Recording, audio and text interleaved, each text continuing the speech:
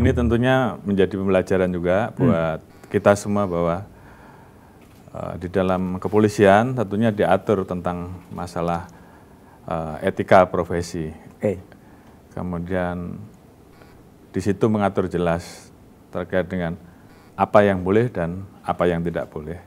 Di dalam pasal 6 di Perpol itu kan jelas-jelas mengatur bahwa anggota itu kan boleh menolak perintah. Boleh menolak perintah. Ya, kalau perintah tersebut dianggap salah. Dan saya kira ini saya ingatkan kepada seluruh anggota agar memahami hal-hal seperti ini sehingga kemudian berani menolak. Dan kalau memang bila perlu ingatkan.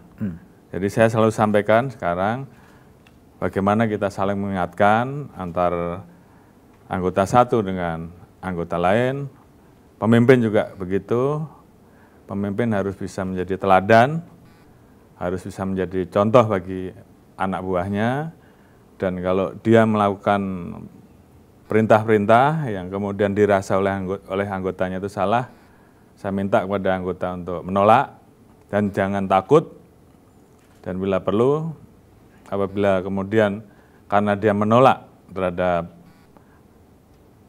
perintah. Apa yang menjadi perintah itu terus kemudian mendapatkan ancaman, laporkan saja ke pimpinan yang lebih tinggi.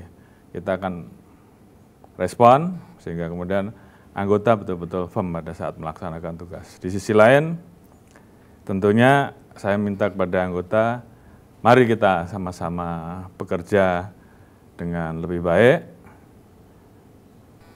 tinggalkan yang buruk, lakukan perbaikan, baik dalam perilaku, di dalam pengabdian kita, jauhi pelanggaran.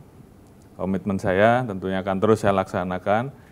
Yang baik saya berikan reward, tapi yang tidak bisa ikut barisan, ya tentunya saya akan berikan punishment.